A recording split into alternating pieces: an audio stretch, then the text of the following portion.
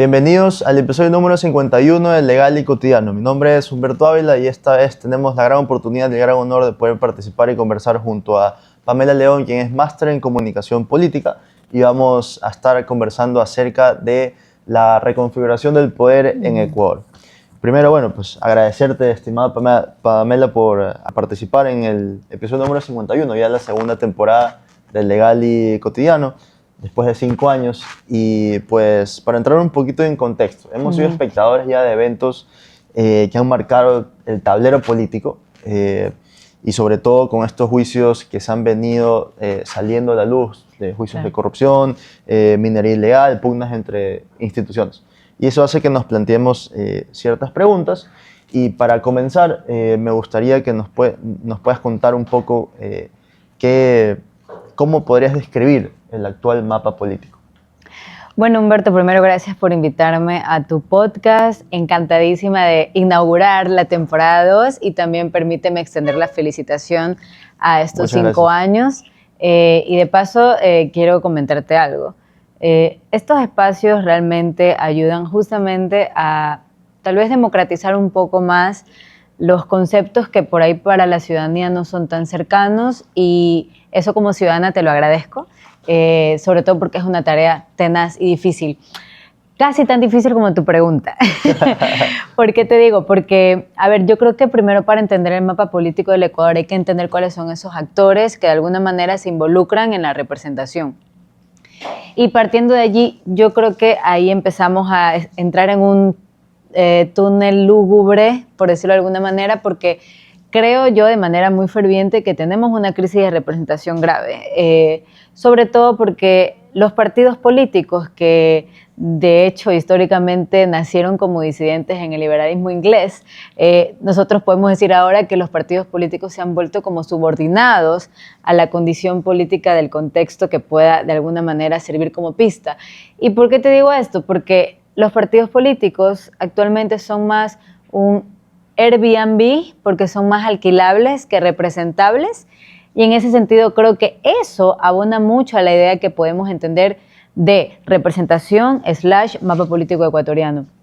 Porque de todas formas, si nosotros podemos ver en los bicaudillismos, porque a mí más que decir bipartidismo, yo prefiero decir bicaudillismos, porque son espacios autorreferenciales que viven y sobreviven por el líder. En este caso podemos hablar de un correísmo que, si bien tiene una estructura formal, no deja de ser cuestionada justamente ahora porque las fragmentaciones que pueden o no existir se perciben como tales. Y en el tema de Noboa, que apunta hacia un hiperpresidencialismo sin necesariamente sostenerse en una estructura partidaria sólida, también abona eso, pero hay un tercer actor complicado. El crimen organizado pasó de ser un actor subterráneo a condicionar la gobernabilidad y la gobernanza. Estaría dentro de la política, digamos. Es complicado, y creo que no entender que la economía criminal también configura la idea de poder y la idea que tenemos sobre el funcionamiento del Estado, creo que divorciarla en este momento no es digamos, acercarse a las condiciones actuales que el país y el Estado enfrentan. Y sobre ese mismo punto, Pamela, ¿qué podríamos, que identificar acerca de la democracia actualmente? Es decir, digamos que la tenemos bien marcada dentro del tablero político, dentro del ambiente político, o simplemente está ya como como le suelo llamar, y me atrevo a llamarlo así, como un sistema electoral. Bueno, yo creo que formalmente existe la democracia. Yo no coincido con estos argumentos que amputan, digamos, ciertos establecimientos que de alguna manera configuran el Estado de Derecho. Y por ejemplo, la democracia no es que no funciona. Canclini, por ejemplo, hablaba de la democracia diciendo que la real democracia es elegir a los elegibles. Y yo pienso que la democracia no puede gangrenarse por sistemas que no pueden calibrarla, y que de alguna manera esa falta de institucionalidad y ese rigor institucional no puede ser más fuerte que la idea que entendemos de democracia. No podemos manchar a la democracia por el mal manejo y su mala administración. Primero eso. Segundo, Tenemos una democracia que funciona, formalmente sí, porque tenemos una constitución, tenemos elecciones, tenemos, en teoría, aún existe la independencia de poderes. Entonces, existe, pero creo que hay que reconceptualizar, y así como ahora puede sonar descabellado hablar de derechas progresistas, porque uno puede decir, pero eso es contradictorio, ya se habla de estos términos, hay que entender que tal vez la democracia es un sistema fallido, pero tal vez es un sistema que busque reconceptualizarse, sobre todo porque una elección que ahorita recuerdo en Quito, Yunda gana con el 20%. Entonces, claro, el 70% le dijo que no, pero fue alcalde de Quito. Entonces, hay unas condiciones complejas que creo que habría que comprender para poder diagnosticar una cuestión como esta. Yo creo que la democracia no debe dejar de existir, sobre todo en contextos en donde la hibridación democrática puede pasar de agache, y por eso es importante entender en dónde se está moviendo ahora. Y justamente pasando en ese mismo contexto, tenemos, claro, esta disputa entre ahora el Poder Ejecutivo y la Corte Constitucional. Uh-huh. Pero antes de pasar a ese tema, me gustaría saber, para ir en un mismo orden, ¿estaríamos entonces ante el surgimiento de un nuevo liderazgo que podría desplazar quizás el correísmo y demás, o mejor dicho, otras fuerzas tradicionales? Yo creo que sí, pero con matices, sobre todo porque hay que entender que los liderazgos surgen también por la falta de liderazgos que pueden ocurrir en otros espacios de representación. Y yo sí creo que el novoísmo ha sabido aprovechar dos cosas: el desgaste del correísmo, pero también del anticorreísmo tradicional. O sea, el desgaste de lo uno y ha entendido las posibilidades en lo otro. Sin embargo, hay que tal vez preguntarse si esos liderazgos que en este momento se empiezan a erigir se sostienen desde espacios coyunturalistas o desde espacios que realmente prometan un liderazgo no caudillista. ¿Por qué lo digo? Porque, por ejemplo, si nosotros tomamos como referencia el liderazgo del correísmo, que lo tuvo en su momento, y en este momento ocupan gran espacio, digamos, en otros espacios de la política, hay que preguntarse realmente si esos liderazgos se sostienen desde unos principios fundacionales o desde, digamos, la dedocracia de un líder. Entonces, si es el mismo liderazgo que vamos a tener, entonces no es un liderazgo, es un cambio de caudillo. Es simplemente una fluctuación del poder. Es una condición que realmente se compromete con otras cosas más que con un proyecto a largo plazo. Y ahora, pasando ya entonces a la Corte Constitucional. Esta confrontación que existe actualmente entre el Ejecutivo y la Corte Constitucional sería, bueno, pues una crisis democrática o simplemente una estrategia de poder, digamos, como lo que conversábamos hace un momento, el tema de definir un enemigo. Bueno, yo creo que son las dos cosas en distintos espacios de actuación. Si nosotros hablamos de la parte democrática, yo sí diría que esta falta de consensos institucionales que tienden a deslegitimar a la Corte, atentan un poco contra esta condición democrática, sobre todo porque la Corte es una institución que funciona para generar un contrapoder y un contrapeso. Es un arbitrario, es un árbitro, es un árbitro, pero se puede utilizar un condicionamiento arbitrario de su posición. Creo que eso es lo que me hizo confundir. Entonces, lo complicado es que la Corte se vuelva un enemigo cuando sus fallos resulten incómodos. Y yo aquí hago una puntualización. Es mucho más sencillo sumarse a un discurso que pueda lesionar la reputación de una institución, en este caso la Corte, cuando ese sujeto que está siendo lesionado no ha tenido una participación activa para acercarse y humanizar su rol con la ciudadanía. Entonces, si mañana determinada institución que se percibe como de una élite, que no necesariamente se acerca al ciudadano a explicar por qué soy útil, más allá de que en lo personal, y creo que tú como abogado también lo vas a coincidir, entendemos el rigor de la Corte y el valor, sobre todo en la separación de poderes que digamos que representa. Más allá de que sabemos eso, nosotros conocimos a los jueces y conocimos sus rostros una vez que los vimos en un enmarque completamente, en lo personal, injustificado, cuando los vimos en esas pancartas. Entonces, la primera vez que se habla de estos jueces es justamente bajo una consigna en detrimento de ellos, pero previamente hubiese sido interesante, y no digo hace 2 años, sino hace muchísimo tiempo, que las instituciones, no solo la Corte, todas las instituciones democráticas puedan transparentar, acercarse, socializar su rol en la sociedad, para que no parezca extraño que mañana un ciudadano de algún sector determinado, por ejemplo de Guayaquil, salga con convicción a defender a la Corte. Pero además sí es un tema de poderes porque hay la intención siempre de justificar una elección.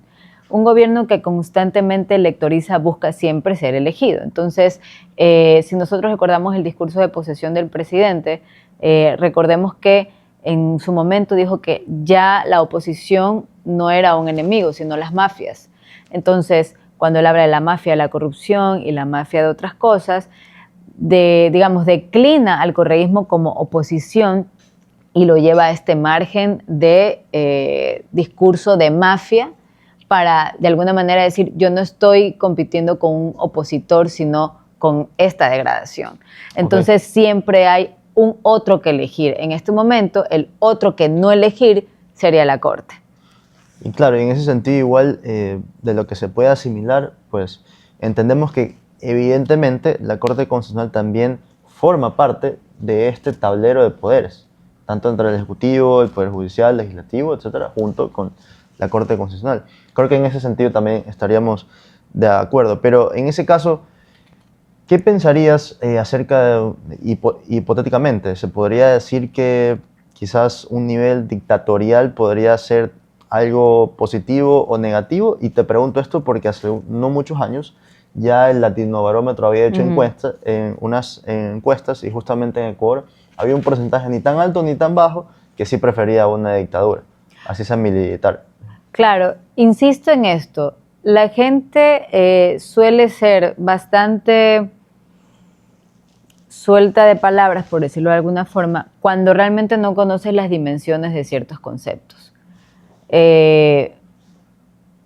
No creo que haya una idea muy sostenida y condensada sobre lo que representaría una dictadura actualmente. Creo que esa condición no puede juzgarse desde cierto nivel de conceptos que puedan llegar a estar siendo ignorados. Yo creo que nunca debe justificarse una dictadura.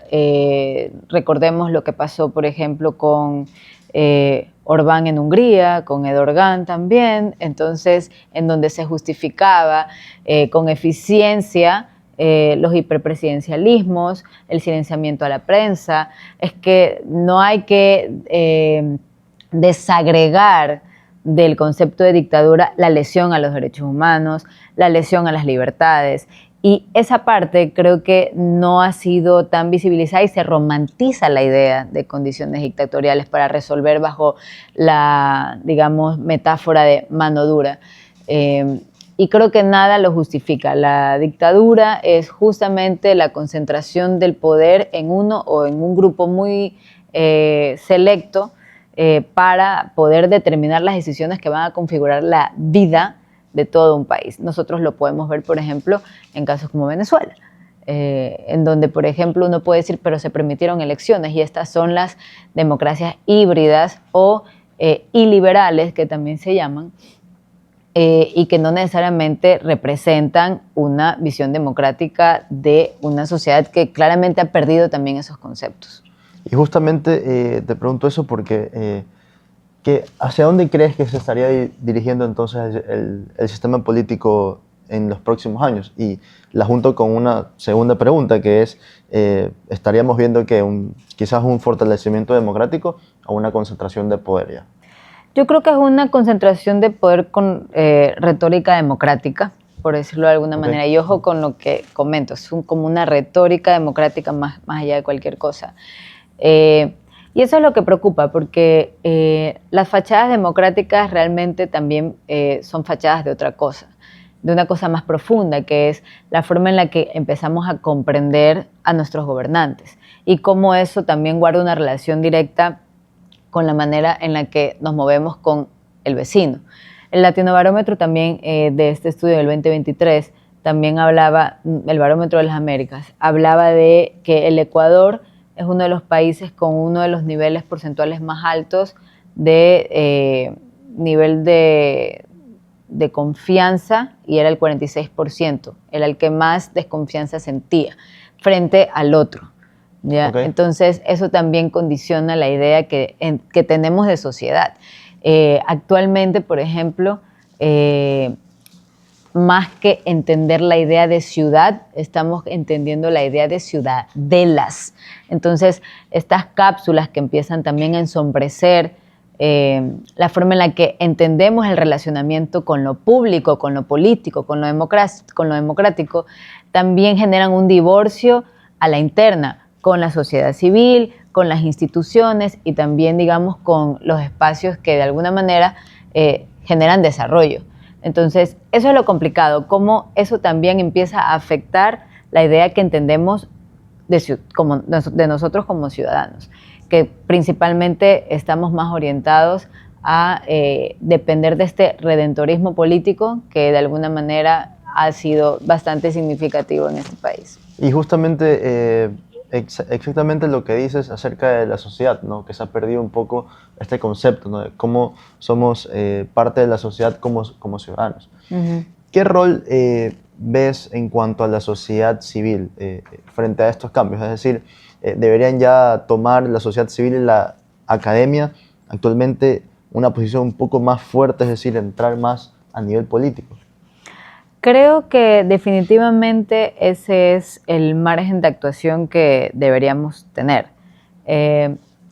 No se vive donde se sobrevive realmente, y creo que en una condición de normalización de la violencia, en un espacio en donde, por ejemplo, no podemos entender cómo se ejecutan los porcentajes presupuestarios, en un lugar en donde, por ejemplo, a inicios de septiembre, la vía Babahoyo fue cerrada por pacientes que dependen de esta enfermedad de los riñones, de diálisis. Okay. Cuando ignoramos eso, cuando ignoramos, por ejemplo, que en el Seguro Social se atienden 8 millones de personas, pero se financia apenas por parte de 3.4 millones, y no entendemos que esas situaciones reflejan la porosidad institucional en la que estamos sumidos. Tiene que haber una academia activa que pueda decir, ojo con esto.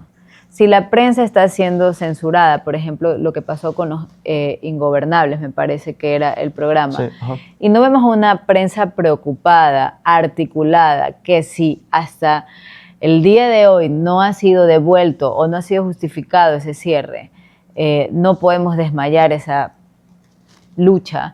Si no vemos, por ejemplo, que un actor conocido en Guayaquil se expresa como se expresa de ciertas mujeres, y no vemos organizaciones feministas perturbadas lo suficiente sobre eso, pero más bien hablándole a otros nichos que no necesariamente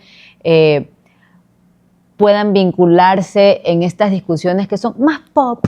Creo que esos cuestionamientos son los que hacen falta. Incomodarse un poquito y salir también un poco de estos espacios de representación que solamente se condicionan bajo estas decisiones que son asumidas de manera colectiva. Entonces, las organizaciones de la sociedad civil, la academia, los gremios. Por ejemplo, aquí hay un gremio o varios gremios relacionados al tema sindicalista que lamentablemente han caído en espacios de politización. Entonces, la organización civil politizada, cooptada, realmente no es una organización civil, sino es una organización subordinada a los espacios de politización. Entonces tenemos ahí, bajo el mismo contexto de la sociedad civil y de la academia, podemos haber entonces identificado que actualmente los actores que realmente se están disputando el poder, por así decirlo, serían entonces los partidos, las élites económicas y el crimen organizado actualmente. ¿Crees en que en algún momento pues van a ceder uno de estos? El crimen organizado no solo disputa recursos, sino también legitimidad territorial.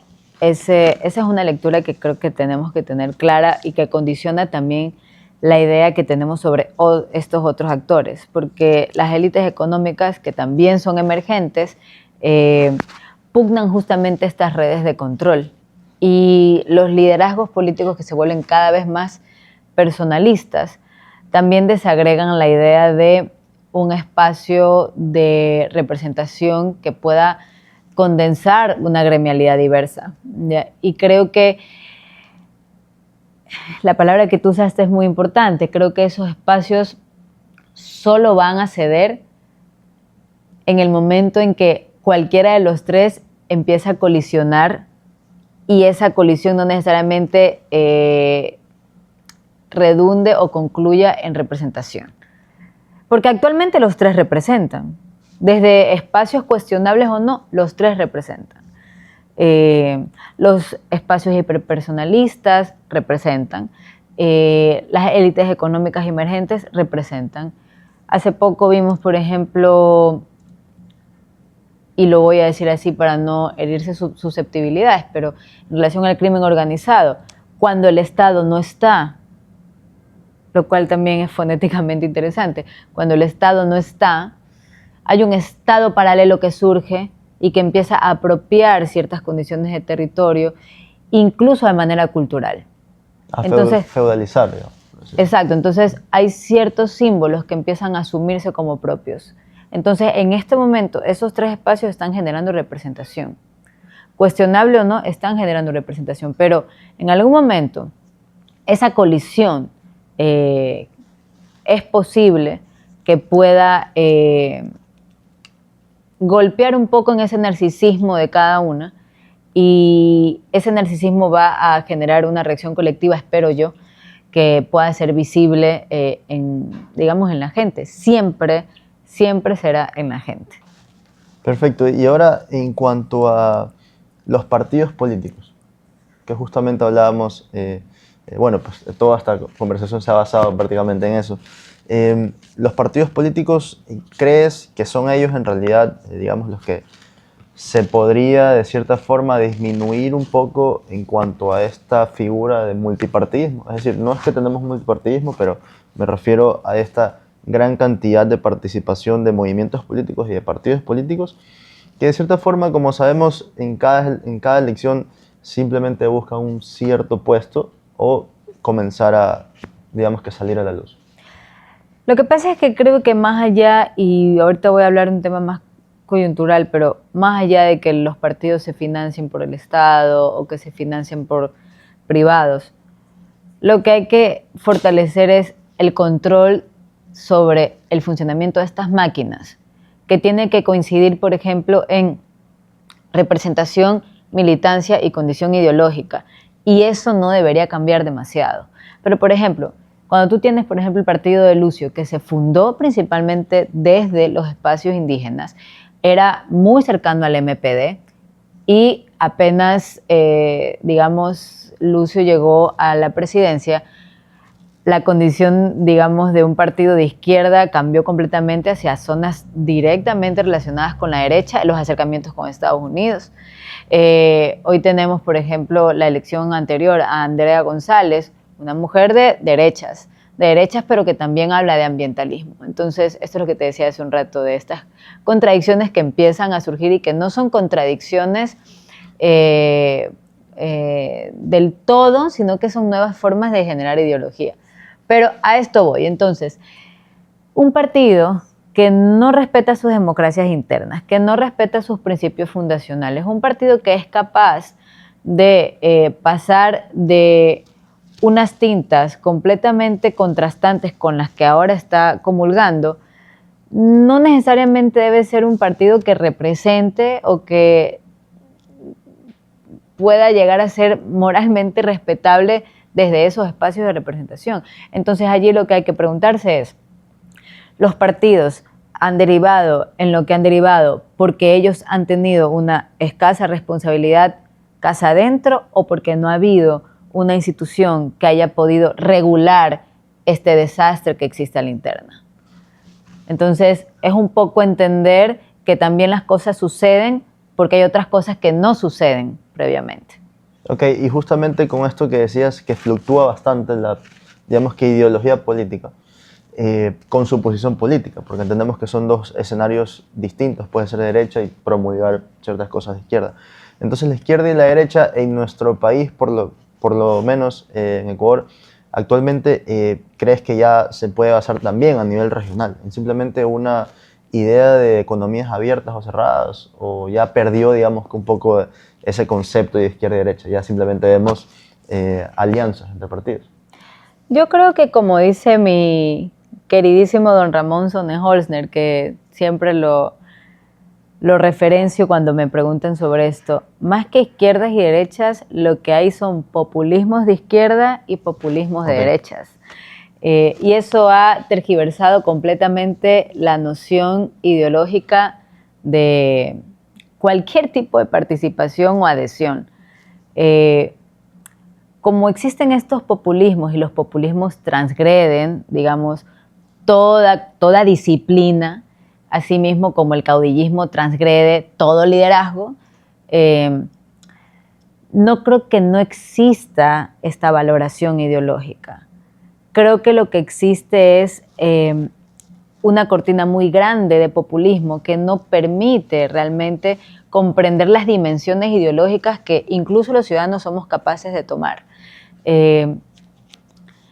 Un ciudadano que, por ejemplo, se siente atraído por una idea de seguridad que se refleje más en el trabajo en territorio, que de alguna manera busque generar oportunidades para reconstruir el tejido social, mientras existe otro que considera que lo mejor es el punitivismo y además armar a los civiles, por ejemplo, están tomando una decisión ideológica. Desde un mismo tema, pero con diversa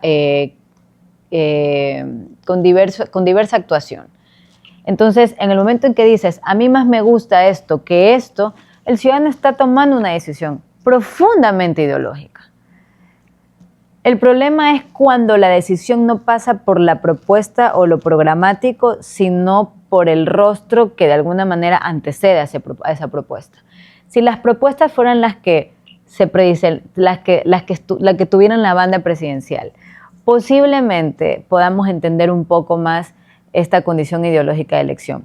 Estoy hablando desde una condición metafórica, pero como eso tiene rostro de caudillo, eso se puede invisibilizar. Y eso también lo saben los caudillos. Y justamente entonces podríamos decir que el pueblo y la ciudadanía tienen ya participación en esta reconfiguración del poder, o solo está siendo espectadora como las élites o los partidos, pues tienen un movimiento. Bueno, yo creo que hay que entender también los espacios en donde la ciudadanía hace poder. Yo creo que esta idea de lo ciudadano, lo político, lo público, también tiene que ser reconceptualizada. Y cuando los ciudadanos, por ejemplo, tienen una opinión que es ejercida de manera pública en espacios digitales, por ejemplo, eso es un acto ciudadano y un acto político. En el momento en que yo envío un reel, parece muy reduccionista esto, pero en el momento en que yo envío un reel a alguien por mensaje privado sobre una declaración que hizo la ministra, qué sé yo, Zaida Rovira, estoy generando un acto político y un acto ciudadano. El problema sería cuando demostremos total desinterés sobre eso que digan nuestros líderes. Desinterés no es necesariamente leer lo que dicen, sino querer saber qué es lo que dicen. Mi hermano, que es arquitecto, completamente ajeno a lo político, siempre me dice, explícame qué quiere decir esto. Tú que sales en medios, explícame qué quiere decir esto. Y yo realmente me voy a preocupar el día en que no quiera saber o que no quiera que le explique. Por más de que tengamos ideas completamente distintas, me gusta que su decisión se base en algo que luego de que yo le explico, más allá de que coincida o no con esa explicación, tome una decisión al respecto. En las elecciones, el día que mi hermano me deje de preguntar por quién crees que debo votar, ese día me voy a preocupar. Hay un problema ahí. Sí, entonces la desafección política, que es un fenómeno que realmente está ya asentado hace muchísimos años, tiene mucha responsabilidad en cómo los partidos han empezado a dejar de representar. ¿Y crees que entonces, en ese sentido, algo muy interesante que hablábamos antes de comenzar este episodio número 51, me decías, y ya para ir terminando este gran tema, me decías el tema de la consulta popular, que en realidad nunca ha sido una consulta popular. Entonces, ¿qué opiniones nos podrías dar al respecto? Esta consulta popular que se viene a futuro, ¿cuál es el trasfondo, digamos? Realmente la consulta popular nunca ha consultado, solo ha sido popular. Es más bien un tránsito de ese termómetro popular que puedan de alguna manera generar las presidencias plebiscitarias. Presidencias plebiscitarias que hemos tenido hace muchísimo tiempo.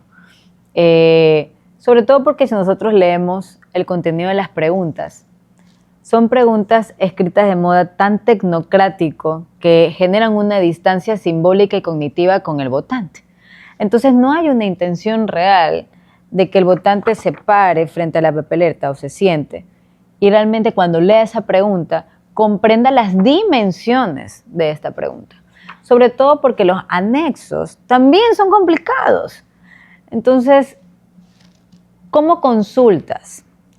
Popularmente, cuando la consulta, es decir, el objeto de la consulta es la pregunta, cuando el objeto de la consulta no es realmente un instrumento que pueda de alguna manera enlazar esas urgencias ciudadanas.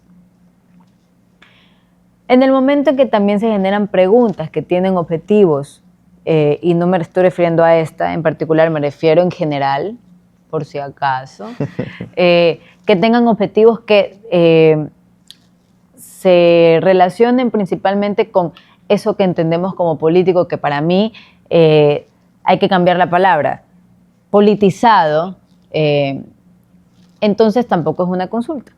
Y eso es lo que creo que también hace falta que otras instituciones y otros espacios de representación como la oposición, que realmente la oposición existe porque hay un espacio tangible para la oposición, pero la idea de oposición ha sido también lesionada porque también ha caído en el discurso politizado de reaccionar frente a lo que de alguna manera se sostenga desde otros espacios no coincidentes.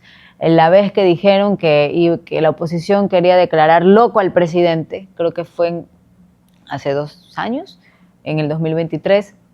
Con Guillermo Lasso, creo, no. No, perdón. No, fue con Noboa. Con Noboa, ok. Recuerdo que Valentina Centeno indicó aquello. Ajá. Por indiscapacidad. Ajá. Habían 4 elementos que iban a condicionar, pero lo que hizo la oposición por primera vez fue unirse frente a la asamblea, ir a medios toda la semana a decir que nunca dijeron que el presidente estaba loco. Entonces, ¿a qué voy con esto? La oposición cae en el juego discursivo que plantea el oficialismo para hacerse eco de un objetivo discursivo que la oposición sostuvo durante semanas. Entonces, estuvieron comunicacionalmente muy activos diciendo no hemos dicho que el presidente está loco, en lugar de explicar las razones por las cuales... Entonces, creen que está loco. A eso me refiero con el contrapeso que pueda generar también una oposición respetable. Entonces, eso también abona a la crisis que tenemos actualmente. Cuando la oposición actúa, por ejemplo, a través de un mandato imperativo, es decir, una bancada que no puede tener una intención individual sobre ciertas propuestas o votos que se puedan hacer en la asamblea. Entonces se vota por mandato imperativo, eso es lo que diga el de arriba. Entonces, eso también no es representativo. El transfugismo en la asamblea. Vemos, por ejemplo, a un asambleísta que por mucho tiempo estuvo con el correísmo, de hecho, hasta trabajó dentro de los espacios de gobierno, pero ahora está en la bancada contraria. Y claro, en elecciones uno puede hacer eso. Lo descabellado es que sea permitido que dentro, una vez que ya entraste con una camiseta, dentro de allí puedas pasarte a otra bancada, sin que eso sea cuestionado, sin que eso sea cuestionado. Entonces, ¿qué está pasando también con esos cuestionamientos que estamos generando desde los espacios de representación? Los partidos políticos, por ejemplo, ¿por qué no sostuvieron una voz unánime sobre esto no se debe hacer? ¿Dónde está, por ejemplo, la sociedad civil alertando sobre estos temas? La academia también. A eso voy, o sea, pasan unas cosas que realmente no son necesariamente visibilizadas y que más bien son normalizadas, y luego nos sorprendemos de la asamblea que tenemos, de las instituciones que tenemos y de los liderazgos que no tenemos. Y claro, ese tema de, digamos que los famosos camisetazos, como se les dice, eso también influye en el sentido de varias propuestas que se ha escuchado ahora, por ejemplo, de la participación en la política, por lo menos alzar un poco más estos requisitos en el sentido de, bueno, aunque sea demuéstrame 2 años de fidelidad de algún partido político, por dar un ejemplo. Ya para terminar, estimada Pamela, una pregunta que es bastante controversial últimamente, y es posibilidad de una asamblea constituyente, ¿positivo o negativo? Si nace desde un consenso amplio, sí, o sea, digamos, reconformar nuevamente este pacto social. Lo que sí hay que tener claro es que la constituyente no gobierna. Yo quiero que recordemos el caso de Chávez, cuando llamó a una constituyente, me parece en el 2004, y dijo que con la constituyente se iba a resolver el problema de pobreza, el problema de violencia, y bueno, ahí tienes a Venezuela. Entonces, a lo que voy es, reordenar el pacto social es dable. Sin embargo, la constituyente, insisto, no gobierna sola, ¿ya? Nosotros hemos reformado nuestra Carta Magna en numerosas ocasiones y, como dice un gran amigo, Ecuador es un país gatopardista porque cambia demasiado para no cambiar nada. Entonces, cambiamos esto, que cambiamos la ley, que la reforma, que la constitución, que el presidente, pero el Ecuador en esencia sigue siendo lo mismo. Y cada vez ese lo mismo sigue acentuando otras cosas. Lo preocupante sería que esta constitución sea escrita por unos cuantos lores nomás y que busque lo que decíamos al principio, hibridación democrática, en lugar de que se convoquen los sectores de la sociedad civil a escribir la Carta Magna. Porque hay un método para escribirla así, que también es, digamos, aceptado, pero es híbridamente democrático, que solamente lo hacen unos cuantos y son elegidos de una cierta forma. Y luego el pueblo vota por eso que escribieron otros. Entonces, no, así no. Claro, y justamente eso es lo que pasa en las elecciones de todos los años. Vas a votar por gente que no sabes quiénes son, solo ves porque sabes que es la lista tal y terminas votando a un sinnúmero de personas que nunca los has conocido. Pero bueno, muchísimas gracias, estimada Pamela. Esto fue el episodio número 51. Y pues para terminar también les hago una pregunta a todos quienes nos están escuchando el día de hoy. Si creen que en realidad pues actualmente la democracia es un sistema de gobierno que funciona en nuestro país y a nivel regional o no. Y pues los leo en los comentarios. Muchísimas gracias, estimada Pamela, y pues nos vemos en el episodio número 52. Síganos en nuestras redes, en Instagram y TikTok como @legalycotidiano.es y en YouTube y Spotify como Legal y Cotidiano. Hasta un nuevo capítulo.